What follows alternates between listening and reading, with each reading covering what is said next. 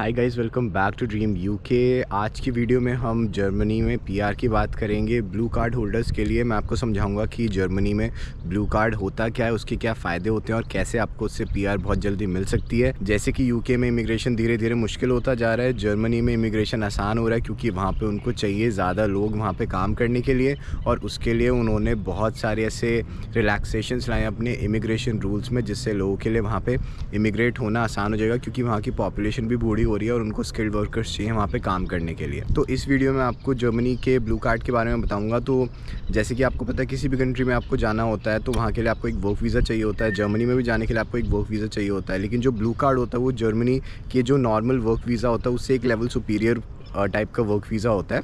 और German blue card की help से आपको जर्मनी में in the future settlement permit मिल सकता है। जो पीआर होती है जर्मनी में वो सेटलमेंट परमिट कहलाती है, और सेटलमेंट परमिट आपको एक बार मिल जाता है तो आपका जो वीज़ा होता है वो किसी भी जॉब से लिंक नहीं हो सकता। आप वहाँ पे जितने भी टाइम रहना चाहते हो रह सकते हो। जो सारी चीज़ें आप एक पीआर के साथ कर सकते हो वो आप वहाँ पे कर सकते हो। अब अगर आप जर्मनी में विदाउट ब्लू कार्ड एक नॉर्मल वर्क वीज़ा पे काम करने जाते हो तो आपको मिनिमम 3 साल लगते हैं सेटलमेंट परमिट के लिए एलिजिबल होने के लिए। लेकिन उसमें कैच है कि आपको B1 लेवल जर्मन आनी चाहिए। तो अगर आपको पता नहीं है कि जर्मन के डिफरेंट लेवल्स क्या होते हैं, तो ऐसा होता है कि A1 A2 B1 B2 C1 C2। A1 सबसे आसान होता है, C2 सबसे मुश्किल होता है। C2 तो मतलब बिल्कुल ही एकदम जो नेटिव लेवल होता है उससे भी बढ़कर होता है। तो A1 लेवल सबसे आसान माना जाता है, जो एलिमेंट्री लेवल होता है, जिसको आप 3-4 महीने में सीख के एग्ज़ाम पास कर सकते हो। B1 में 6 से 12 महीने लग जाते हैं और उसमें मेहनत भी करनी पड़ती है, थोड़ा मुश्किल होता है।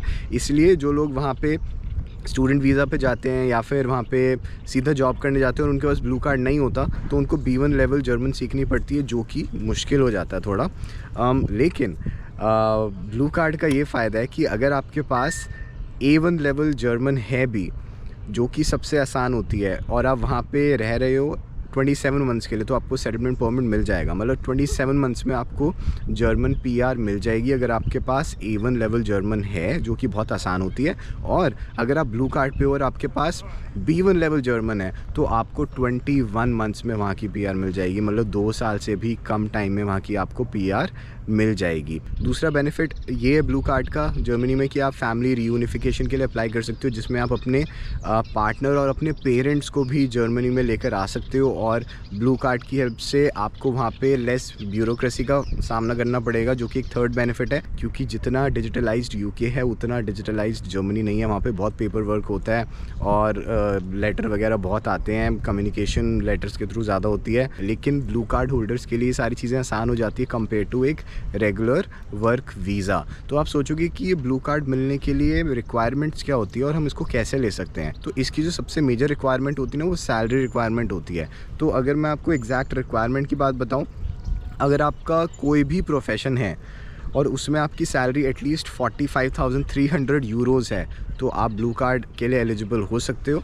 लेकिन अगर आपकी जो जॉब है वो आईटी में है या फिर वहाँ पे एक बॉटलनेक प्रोफेशंस है, जो कि गवर्नमेंट की वेबसाइट पे लिस्ट डली हुई है, तो उसमें आपको 41,041.8 यूरोज़ में भी आपको वहाँ का ब्लू कार्ड मिल जाएगा। तो आपको पता चल गया होगा कि जो सैलरी लिमिट है वो थोड़ी सी ज़्यादा है, बट ये इसलिए है क्योंकि ब्लू कार्ड में जो लोग होते हैं वो ज़्यादा स्किल्ड होते हैं compare to regular work visa. तो ये फ्रेशर्स के लिए तो मुश्किल हो सकता है सीधा ये सैलरी ले पाना। अगर आप नॉन टेक फील्ड में हो, मतलब अगर नॉन टेक में हो, सीधा 45,000 यूरोज़ आपके लिए मुश्किल हो सकता है। आईटी वालों के लिए फिर भी पॉसिबल होगा कि फर्स्ट अटैम्प्ट में ही फ्रेशर्स इतनी सैलरी निकाल लें।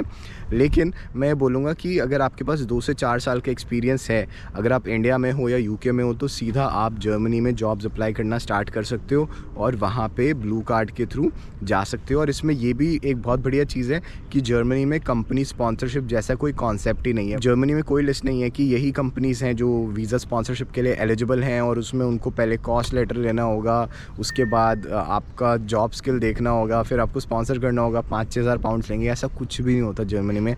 आपको सिंपली एक वहाँ के रजिस्टर्ड कंपनी से ऑफर लेटर लेना है और उसके बाद उसके बेसिस पे आप वहाँ का प्रोसेस स्टार्ट करा सकते हो वीज़ा का। स्पॉन्सरशिप आपको एज सच नहीं चाहिए होती। सो ये चीज़ मेरे को बहुत अच्छी लगती है जर्मनी की।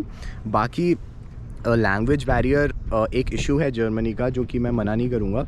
बर्लिन में ये कम है, मेजर सिटीज़ में थोड़ा कम होता है, लेकिन बाकी जगहों पे आप जाओगे तो थोड़ा फ़ील होगा। लेकिन वहाँ पे भी इंडियंस की कम्युनिटी बहुत ज़्यादा बढ़ रही है क्योंकि इमिग्रेंट्स अब जर्मनी में बहुत जा रहे हैं, क्योंकि यूके में इमिग्रेशंस मुश्किल हो रहे हैं। कनाडा तो आपको पता ही है कितना ज़्यादा रश है वहाँ पे। ऑस्ट्रेलिया में भी धीरे धीरे थोड़ा वो और टाइट कर रहे हैं चीज़ों को, तो जर्मनी अभी काफ़ी खुल रहा है। सो इसलिए मेरे को लगता है कि जर्मनी काफ़ी ज़्यादा ब्राइट जगह है। सो अगर आपको जर्मन ब्लू कार्ड अच्छा लग रहा है एक option from the point of view of settlement, तो हाँ, आप लिंक्डइन पे जाओ, जॉब पोर्टल्स पे जाओ, जॉब्स के लिए अप्लाई करो। मैं बहुत लोगों को जानता हूँ जो सीधा जॉब्स के लिए अप्लाई करके जर्मनी गए, नॉन टेक फील्ड में, मार्केटिंग में भी। So it's not impossible, it's very much possible. आपको बस जॉब की तैयारी करनी है। जिस काम के लिए आप जॉब के लिए अप्लाई करो आप उसमें अच्छे होने चाहिए हो, ताकि आप अपनी वैल्यू प्रूव कर पाओ और फिर आपको वहाँ पे जॉब मिल पाएगी। So that's the end of the video. अगर आपको ऐसे ही इंटरेस्टिंग वीडियोस पसंद है करियर अपॉर्चुनिटीज़ को लेके, सेटलमेंट अपॉर्चुनिटीज़ को लेके in countries abroad in the UK, so मेरे चैनल को ज़रूर सब्सक्राइब करना, बिकॉज मैं ऐसे ही इंपॉर्टेंट वीडियोस